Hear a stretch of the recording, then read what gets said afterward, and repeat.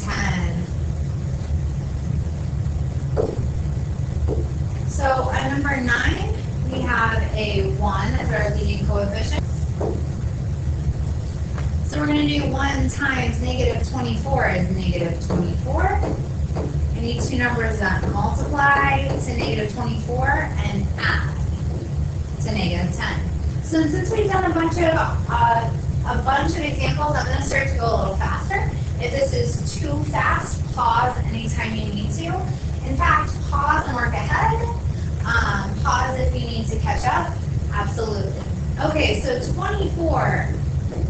Here's our factor tree.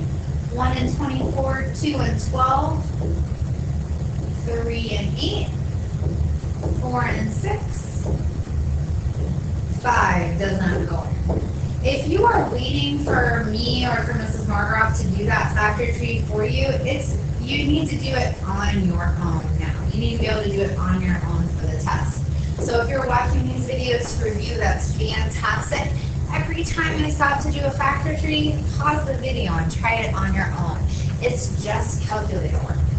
So I want to find the option that adds to negative 10. Well, I see an option that adds to 10. 4 plus 6 is 10. If I do negative 4 minus 6, that's going to give me negative 10. So that's my, that might be my option. But negative 4 minus 6 is not going to multiply to negative 24. It would multiply to positive. So that's not the right one. It almost got me. But if I want to multiply to negative 24, I need one negative and one positive. So here, if I do negative 2 plus 12, that's going to give me positive 10. So I'm close. Let's switch those signs around. How about positive 2 and negative 12? Is going to give me negative 10. Awesome. So positive 2 and negative 12. You have to be really careful with those negatives. So I'm going to change my negative 10x into 2x minus 12x. I'm going to bring down my x squared. I'm going to bring down my negative 24. And I'm going to split this in half.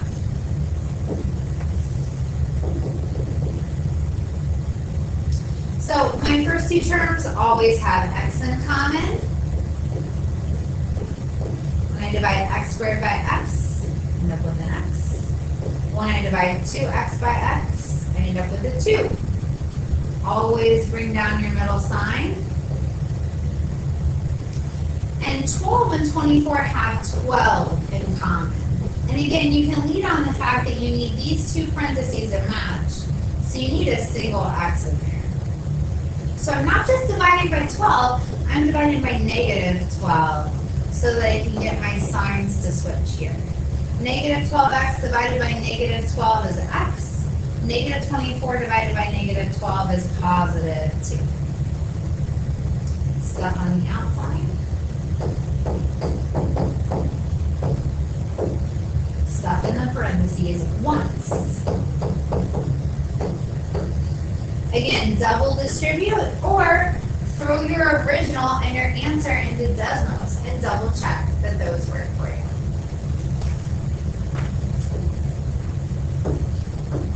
Number 10, 2x squared plus 22x plus 56. Something I noticed looking at all these numbers in this problem is that they're all even. And even numbers divide evenly by 2. So I'm going to GCF out that 2 like we did in the earlier problem. That's going to make all my other numbers smaller. It's going to make my factoring easier. My factor tree is going to be smaller. So 2x squared divided by 2 just leaves me with x squared. 22 divided by 2 is 11. X. And 56 divided by 2, again, don't be afraid. Use your calculator as much as you need to. 56 divided by 2 is 28. And now I would make sure to do something like this for yourself.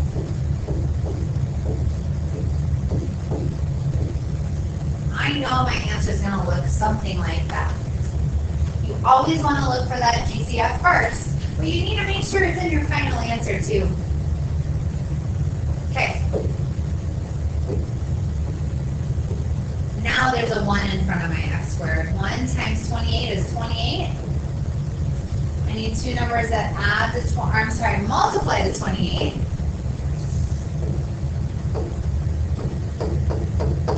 And add to 11. So my factor tree for 28, 1 and 28, 2 and 14.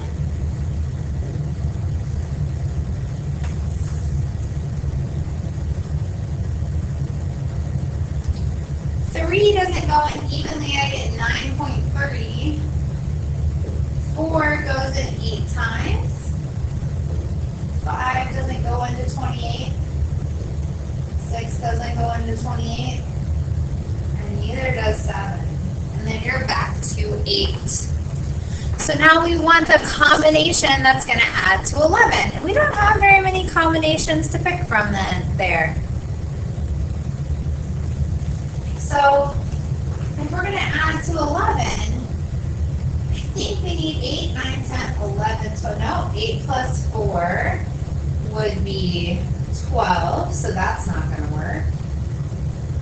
14 plus 2 is going to be 16, so that's not going to work. None of the rest of our combinations work. I guess it would be helpful if my factor tree was right. I went back and I used my calculator. It's not 4 and 8. 4 times 8 is 32. It's 4 times 7. And 4 plus 7 is 11. Sorry about that. So your whole factoring situation is based on that factor tree. So you've got to make sure it's right. Double check it, just like I did. I had to double check. I had a little early January brain freeze there. And now I've got the right thing going on. So I'm going to change my 11x into 4x plus 7x. I'm going to bring down my x squared. And I'm going to bring down my 28. And now I'm just going to split it in half in GCF.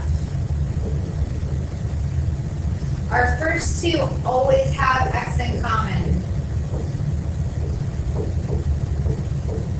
X squared divided by x is x. 4x divided by x is 4. We always bring down our middle sign. And we need our parentheses to match. So what do I need to divide 7x by so that my parentheses match? I need to divide it by 7. And I need to divide 28 by 7 as well. 7x divided by 7 is x. 28 divided by 7 is 4. And now our parentheses match, and we can write in our final answer. Stuff on the outside, x plus 7. Our parentheses, our x plus 4, they both match. And we brought down that 2 from the beginning. We knew we would need it. It needs to be in our final answer since it was in our original problem. Now, since I had a little bit of difficulty in this problem, I'm going to double check it. So we had 2x squared plus 22x plus 56. And our final answer was 2 times x plus 7 times x plus 4. And those are right on top of each other. And so that is factored perfectly. They're equivalent.